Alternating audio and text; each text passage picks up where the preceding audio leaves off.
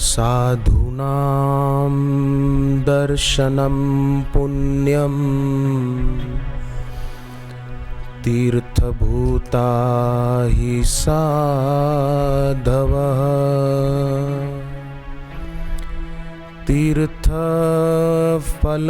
कालेन सद्यः साधु समागम।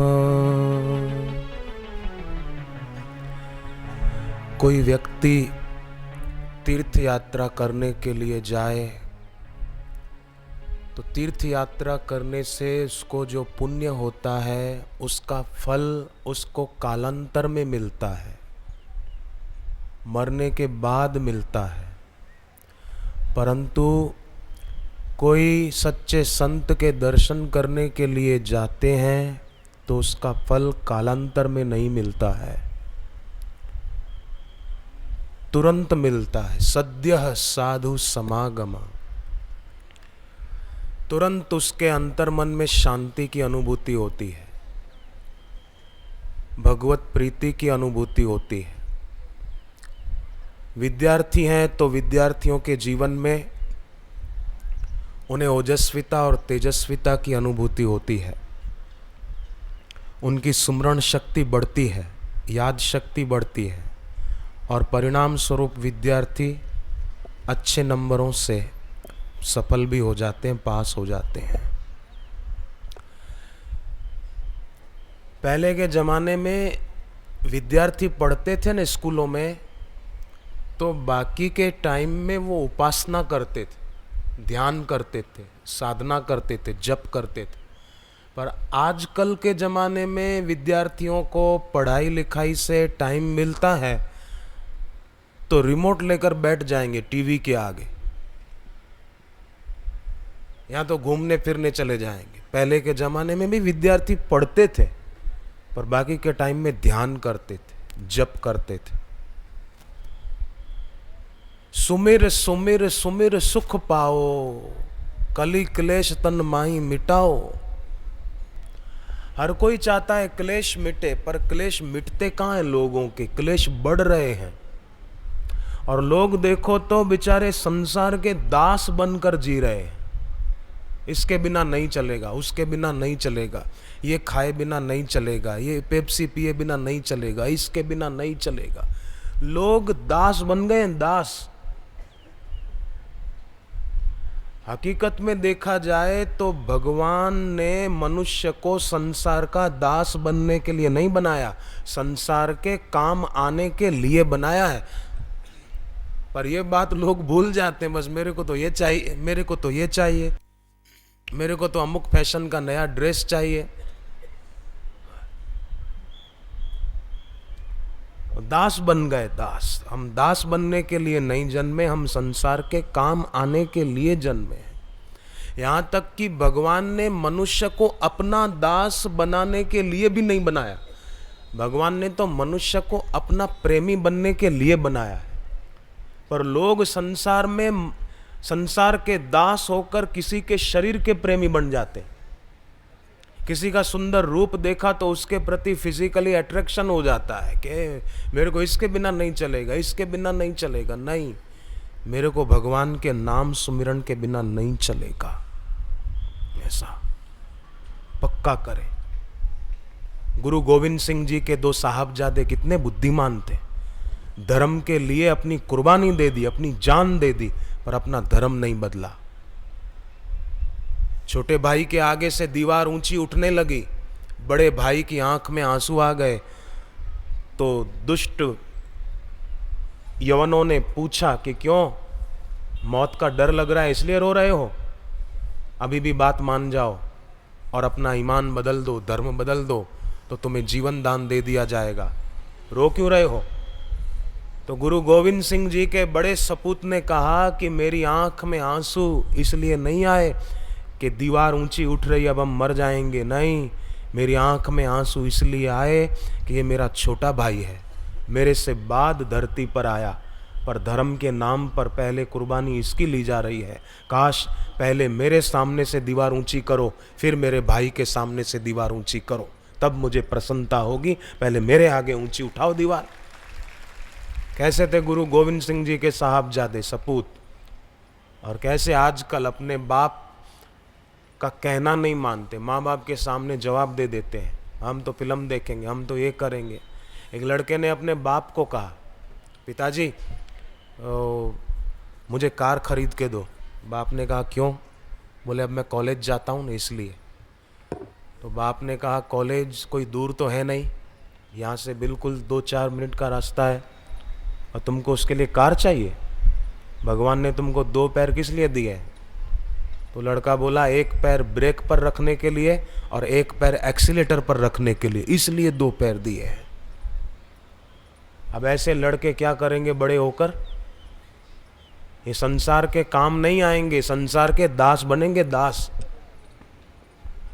और संसार के दास बनेंगे तो दूसरे जन्म में फिर बैल बनेंगे, ऊंट बनेंगे, फिर लोग उनको दास बनाएंगे, फिर नाक में नकेल डालेंगे। बैल के नाक में कैसे डाल देते रस्सी, कैसे उससे काम लेते हैं, ऐसे होगा। तो ये मनुष्य जन्म है, हम काम आ जाएं, संसार के दास न बने। एक विद्यार्थी यूनान में, यूनान देश की बात है, एक विद्यार्थी सिर पर लकड़ियों की गठरी रखकर जा रहा था। तो यूनान के प्रसिद्ध विद्वान डेमोक्रेटस ने पूछा कि लड़के ये लकड़ियों की गठरी सिर पर रख के कहाँ जा रहे हो? वो बोला कि इसको जाकर मैं बेचूंगा लकड़ियाँ। पैसों का क्या करोगे? बोले मेरे पिताजी को दूंगा, मैं मेरे पिताजी को मदद रूप होना चाहता हूँ, मैं मेरे पिताजी के सिर पर भार नहीं बनना चाहता। तो बेटे पढ़ लिख कर तुम क्या बनना चाहते हो? लड़का बोला मैं यूनान के प्रसिद्ध विद्वान डेमोक्रेटस जैसा बनना चाहता हूँ। अब उस लड़के को पता नहीं कि यही डेमोक्रेटस है। वे बड़े विद्वान खुश हुए और उन्होंने उस लड़के की पढ़ाई लिखाई का खर्च अपने जिम्मे ले लिया और उसको पढ़ाया लिखाया। और वही लड़का बड़ा होकर महान रेखा गणितज्ञ पाइथागोरस हुआ। नाम सुना है विद्यार्थियों ने पाइथागोरस का? रेखा गणितज्ञ। बचपन में लकड़ियां सिर पे रखकर बेचने जाते थे। तो संसार के दास नहीं बने, संसार के काम आना चाहिए, किसी के काम आ जाए। माँ बाप के लिए भी हम उपयोगी बन जाएं। तो जो बड़ों का आदर करता है वो बड़ों के लिए उपयोगी हो सकता है, पर जो बड़ों का अपमान करे वो उपयोगी नहीं हो सकता, अनुपयोगी है। तो विद्यार्थी और हम सभी बड़े भी सभी ठान लें कि अपने घर के बड़ों का कभी भी अपमान नहीं करेंगे, अनादर नहीं करेंगे, उनके दिल की दुआ लेंगे, उनके दिल का आशीर्वाद लेंगे। भगवान राम की पत्नी सीता जी ने अपनी सिद्धियों का प्रभाव दिखाया। कब? जब राम जी वनवास में थे चित्रकूट में, तो अयोध्या से भरत जी और अयोध्या की सारी प्रजा और तीनों राजमाताएं आई। कौशल्या माता, सुमित्रा माता, कैकेयी माता, ये माताएं भी आई। तो सीता जी ने सोचा कि अगर मैं एक सास की सेवा में जाऊं तो दूसरी सास को लगेगा कि सीता जी मेरे पास नहीं आई। तो सीता जी ने जितनी सासुएं आई थी ना उतने रूप बना लिए और सबकी सेवा की। तो अपनी सास के प्रति, सासू माँ के प्रति कैसा आदर और कितना आदर प्रेम होना चाहिए ये सीता जी ने दिखाया। अपनी सिद्धि से उतने रूप बना लिए। और कौशल्या जी के पास भी पहुंच गई एक रूप से, सीता जी सुमित्रा जी के पास पहुंच गई एक रूप से, और कैकेयी जी के पास भी पहुंच गई। तो ये बड़ों के प्रति आदर भाव होना चाहिए, ये सीता जी ने अपने व्यवहार से दिखाया है, समझाया है। राम जी को जब वनवास की आज्ञा हुई तो राम जी जाने लग गए। तो लक्ष्मण जी ने राम जी के पास आकर कहा कि मेरे कंधे पर जो मैंने धनुष बाण रखा है ना, वो कोई श्रृंगार के लिए नहीं रखा है, किस दिन काम आएगा। आज मैं देखता हूं राम राज्य होने में कौन बीच में आता है, मैं इसको इस तीर से ठिकाने लगा दूंगा। तो राम जी ने कहा ऐसा मत बोलो, बड़ों ने कहा है ना वनवास के लिए जाना, तो बड़ों की आज्ञा का पालन करना चाहिए, और मैं बड़ों का आज्ञा पालक हूं लक्ष्मण। बोले पे आप देखो तो सही, ये किसने कहा है? ये कई मंथरा के अधीन हो गई और मंथरा के वश होकर उसने पिताजी से ऐसा वचन ले लिया, तो आप उनकी बात क्यों मानते हैं? बोले कुछ भी हो, पिताजी के मुंह से निकल गया ना, बस मैं पिता का आज्ञा पालक हूं। अगर पिताजी मुझे कहें आग में कूद जा तो मैं आग में कूद जाऊंगा, समुद्र में कूदने को कहें तो कूद जाऊंगा, पर मेरे पिता का कहा मानूंगा। तो एक बात तो ये, घर में बड़ों का आदर हो। दूसरी बात ये कि अपने जीवन में थोड़ा मौन का अवलंबन हो। विद्यार्थी भी अगर थोड़ा मौन रखेंगे ना तो आपकी याद शक्ति बढ़ेगी। जिस विद्यार्थी को याद शक्ति बढ़ानी हो वो जरूर थोड़ी देर के लिए मौन रखा करे दिन में, उसकी याद शक्ति बढ़िया होगी। मुंह जूठा न रखें, कुछ खाया हो तो कुल्ला कर ले, मुंह साफ कर ले, विद्या बढ़ेगी। सर्दियों के दिनों में दोपहर को भोजन के बाद एक तिल का लड्डू चबा चबा कर खाएं, खूब चबा कर, आपकी याद शक्ति बढ़ेगी। सिर दर्द होता हो अगर विद्यार्थियों को या बड़ों को, तो भोजन के बाद, दोपहर को, रात को, जब भी खाना खाएं तो खाने के बाद लकड़े की कंघी से बाल संवारें, सिर दर्द की बीमारी सदा के लिए मिट जाएगी। एक दिन में नहीं हो जाएगा फायदा, रोज करें, सरल प्रयोग है। सिर दर्द की बीमारी से छूटना हो तो भोजन के बाद, दोपहर को, रात को, जब भी खाना खाओ, लकड़े की कंघी से अच्छी तरह बाल संवारो। सिर दर्द पहले मुझे बहुत होता था, मैंने लकड़े की कंघी एक अपने साथ रख ली और उससे बाल संवारता हूँ, मुझे बहुत फायदा, उसके बाद आज तक नहीं हुआ, आराम है। विद्यार्थी जो याद शक्ति बढ़ाना चाहते हैं, और कई विद्यार्थी ऐसे होते हैं बेचारे बचपन में ही उनको चश्मा आ जाता है, आंखों की रोशनी कमजोर हो जाती है, तो इसमें उनका कसूर नहीं है। खाने पीने की चीज़ें ऐसी मिलावट वाली हो गई कि बच्चों को पूरे विटामिन्स नहीं मिल पाते, तो उससे उनके शरीर के स्वास्थ्य पर थोड़ा बुरा असर पड़ता है। तो क्या करें? जिनकी आंखों की रोशनी कमज़ोर है वो हाथ की आखिरी 2 उंगलियों का ऊपरी हिस्सा अंगूठे के ऊपरी हिस्से से मिला दें और पहली 2 उंगलियां सीधी रखें और हाथ घुटनों पर रखें। ये प्राण मुद्रा कहलाती है। प्राण मुद्रा सुबह शाम 5-7 मिनट करे तो आंखों की रोशनी बढ़ती है। ऋषि प्रसाद पत्रिका जो आश्रम से छपती है उसमें भी कई ऐसे प्रयोग छपते रहते हैं जिससे हमारा स्वास्थ्य बढ़िया रहे। और विद्यार्थी जो पढ़ते हैं उनसे तो मैं आग्रह पूर्वक कहूँगा कि बापूजी सारस्वत मंत्र की दीक्षा देते हैं विद्यार्थियों को, फिर विद्यार्थी उसका जप करते हैं तो बड़े प्रतिभावान हो जाते हैं। अगर आप भी उसका लाभ उठाएं तो आप अपने स्कूल का नाम, अपने शिक्षकों का नाम, अपने माता पिता का नाम उजागर करने में, रोशन करने में सफल हो जाएंगे। सारस्वत मंत्र की बड़ी भारी महिमा है। एक कन्या ने बताया कि सारस्वत मंत्र की दीक्षा मैंने ली, पूर्णिमा उसका नाम, शिमला में रहती है, कि बापूजी के सारस्वत मंत्र के प्रताप से मैंने राज्य की बीएड प्रवेश परीक्षा पास की और पूरे बीएड कॉलेज में शिक्षण परीक्षा में प्रथम रही। उसके बाद मैंने अपनी एमएससी की डिग्री भी पूरी कर ली। मेरे बस में नहीं था ऐसा करना, इतनी सफलता पाना, परंतु सारस्वत मंत्र के जप से असंभव भी संभव हो गया। तो विद्यार्थी खास इसका जप करें। दिल्ली में रहने वाली एक कन्या, युवा शक्ति मॉडल स्कूल रोहिणी दिल्ली में, अवंतिका मित्तल उस लड़की का नाम, 9वीं कक्षा में फर्स्ट आई सारस्वत मंत्र के जप के प्रताप से।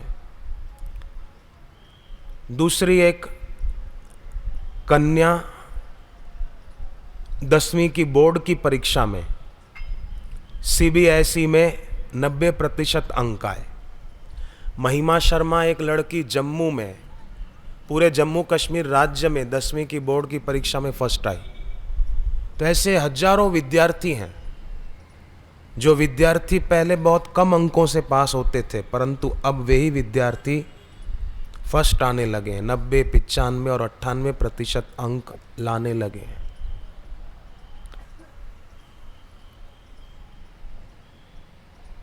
एक विद्यार्थी था, माँ बाप की बात पर ध्यान नहीं देता था, शिक्षक पढ़ाते तो उनकी बात पर भी ध्यान नहीं देता था, मनमाना आचरण खूब करता था।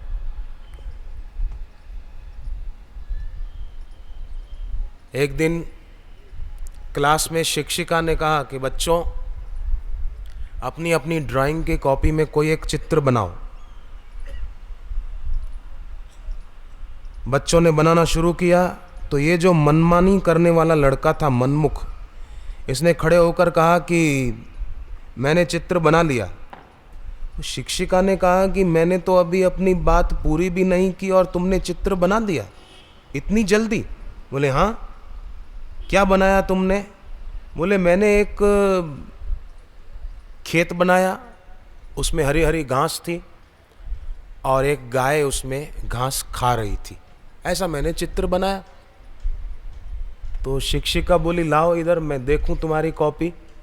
वो कॉपी लेकर गया तो कोरी थी, कुछ भी नहीं बना हुआ था उस दिन का। तो टीचर ने कहा कि तूने कुछ भी तो नहीं बनाया है, तू तो कह रहा था मैंने हरी घास बनाई और गाय चारा चर रही है, इसमें तो कुछ भी नहीं है। बोले चारा जो था ना वो तो गाय खा गई, तो वो कहां से होगा? तो गाय तो होनी चाहिए। बोले जब गाय ने घास खा ली तो फिर खड़ी क्यों रहेगी, वो चली गई गौशाला में। अब ऐसे विद्यार्थी बताओ सफल कैसे होंगे, सुखी कैसे होंगे, बड़े आदमी कैसे बनेंगे? इसलिए गुरुवाणी का वचन है, गुरुमुख नाम जपो मन मेरे, तो नानक पाओ सुख घनेरे। गुरुमुख होकर नाम जपें तो सुख ही सुख पाएंगे। गाइए भगवान के बारे में, गाइए, सुनिए भगवान के बारे में, सुनिए, मन राखिए भाव, मन में भगवान के लिए, गुरु के लिए भाव रखें। गाइए, सुनिए, मन राखिए भाव, दुख परिहरी सुख घर ले जाओ। कितना सुंदर वचन है। इतना एक वचन भी गुरुवाणी का याद रखे ना तो आदमी का कल्याण हो जाए। बस इतनी एक बात याद रखे, जे गुरु की एक सीख सुनी, एक सीख सुन ले, बस इतनी सी। गाइए, सुनिए, मन राखिए भाव, दुख परिहरी सुख घर ले जाओ। बस इतना ही करना है, गाओ उसके विषय में। पर आजकल लोग फिल्मों के गाने गाते। आणंद गुजरात में है और बीकानेर राजस्थान में है। आणंद और बीकानेर में एक घटना घटी, अखबारों में छपी। घटना क्या थी कि कॉलेज के लड़के लड़कियां, कोई उनका होगा प्रोग्राम, तो डांस का प्रोग्राम रखा था रात को। कॉलेज के युवक युवतियां आपस में डांस करने लगे, पर फिल्म का कोई गीत होगा, मुझे तो पता नहीं, मैंने सुना समाचार में फिल्म का गीत होगा, कोई झलक दिखला जा, एक बार आजा आजा, ये कोई गीत होगा। ये चलाकर सब लड़के लड़कियां नाच रहे थे। तो क्या हुआ कि ये बार बार आजा आजा कह रहे थे, तो आसपास जितने भूत प्रेत रहते थे उन्होंने सोचा कि हमको बुला रहे हैं, आजा आजा आजा, झलक दिखला जा। तो वो भूत प्रेत आ गए और उन युवक युवतियों के अंदर घुस गए कि तुमने पुकारा हम चले आए, तुमने बुलाया, एक बार आजा, झलक दिखला जा। भूतड़े आ गए सब।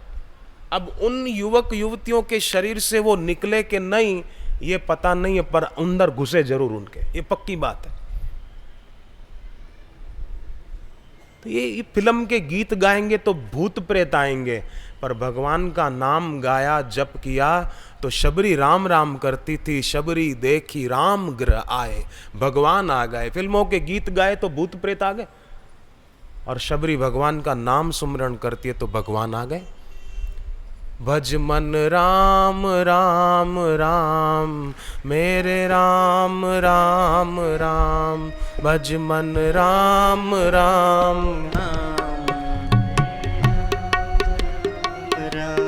भज मन राम राम राम, मेरे राम राम राम, भज मन राम राम राम, मेरे राम राम राम। हरि ओम ओम ओम, हरि ओम ओम ओम, हरि ओम ओम ओम, हरि ओम ओम ओम। भज मन राम राम राम, मेरे राम राम राम।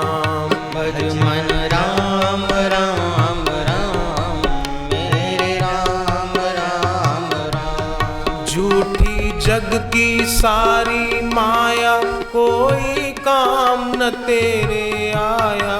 झूठी जग की सारी माया, कोई काम तेरे आया। जिसने नाम राम का गाया, वो भव सिंधु से तर पाया। जिसने राम राम का गाया, वो भव सिंधु से तर पाया। भज मन राम राम राम, मेरे राम राम राम। भज मन राम राम राम, मेरे राम राम राम। हरि ओम ओम ओम, हरि ओम ओम ओम, हरि ओम ओम ओम, हरि ओम ओम ओम। भज मन राम राम राम, मेरे राम राम राम। भज मन राम राम राम, मेरे राम राम राम।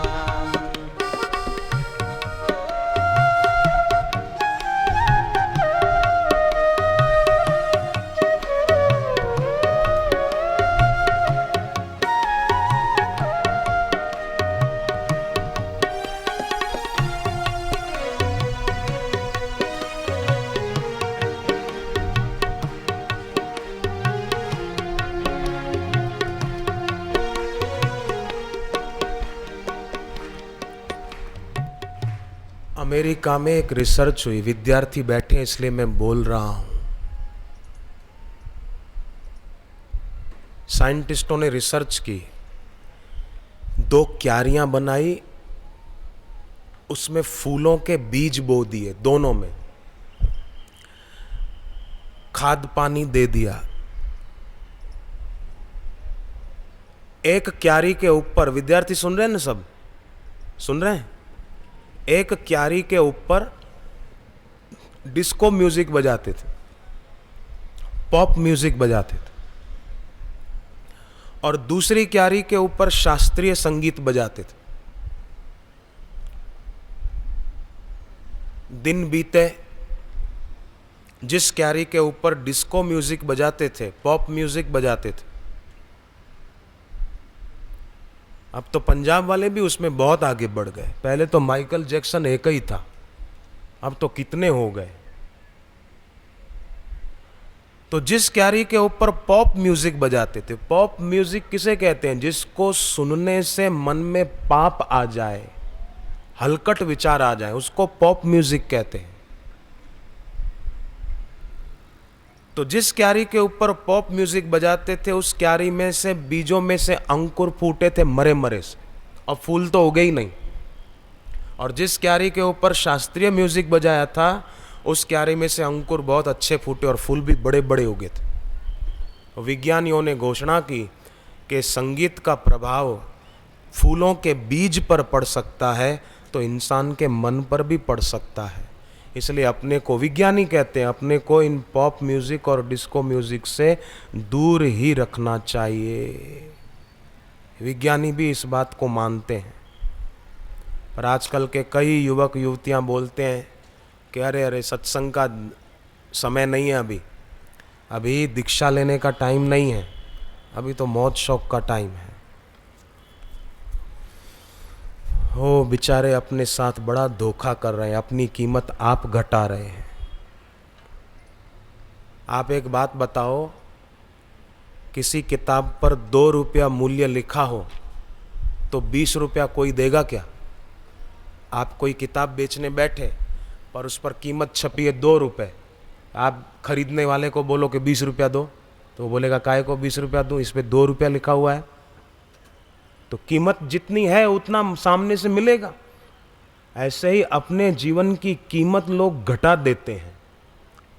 संसार के दास होकर लोग अपनी कीमत घटा देते हैं। तो अपनी कीमत घटानी नहीं चाहिए, बढ़ानी चाहिए। और बढ़ेगी सत्संग से, गुरु की वैदिक दीक्षा से। स्कंद पुराण में लिखा है, जिनके जीवन में दीक्षा नहीं है उनका जीवन सफल हो ही नहीं सकता। तो बोले अमुक लोग देखो दीक्षा नहीं है, बड़े पद पर पहुंच गए। तो भले बाहर से बड़ा पद दिखता है, पर आखिर कब तक? पूर्व के कई प्रधानमंत्री हुए, देश के राजा ही हुए ना एक प्रकार से प्रधानमंत्री, तो क्या लेकर गए दुनिया से? कौन उनको पूछता है?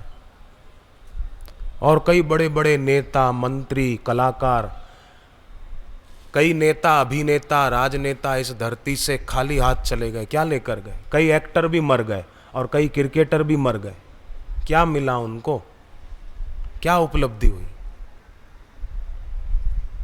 इसलिए सावधान।